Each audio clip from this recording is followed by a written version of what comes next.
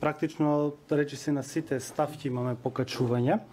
И аргументите беа покачените трошоци од типот на нафта, на опрема и така натаму, и покачената минимална плата. Но кај ова со околу покачената минимална плата имам една недоумица, една нелогичност. Например, дел од услугите кои ги дава јавното комунално предпријатие не вклучуваат ниту механизација, ниту било што друго, единствено ја вклучуваат работната рака. Сега, покачувањето на минималната плата е за неколку проценти, а дел од овие цени се покачени за 100%. И ова ми е малку нелогично, затоа што кај овој дел од механизацијата ја го разбирам наративот на потреба од покачување. Но кај овие услуги не го разбирам, затоа што минималната плата расне само неколку проценти, а дел од нив се за 100%. Не знам, например, рачниот ископ на земја е покачен за равно 100%, ако не се лажам.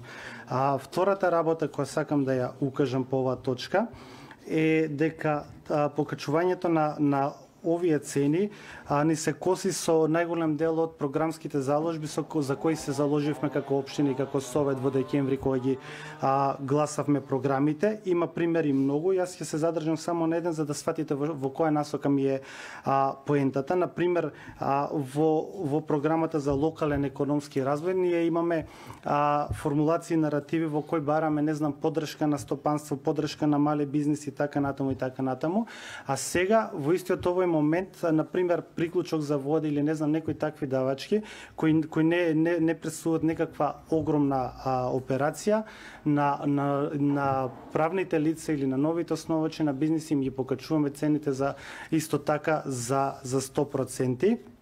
И она што сакам да го заклучам како последно е тоа што на претходниот совет, пример, ги гласавме цените за поставувањето на обновливите извори на енергија и пример сега во Свети Николе реално таму поставивме многу ниски цени, да не се лажеме, и најголем дел од луѓето кои ќе ги користат кои ќе ги користат ресурсите на општина Свети Николе, ќе може да поставуваат, не знам, сончеви колектори, ветерници по багателни цени. Тоа се луѓе кои се по принцип богати и луѓе кои не живеат најголем дел од нив од Свети Никола. И сега на тие луѓе им поставивме реално премногу ниски цени, а ги зголемуваме давачките на Свети Николчани преку ова јавно предпријатие. И со она со што ќе закружам зашто сметам дека ова не е вистински момент за покачување на цените, е тоа што инфлацијата си го прави своето.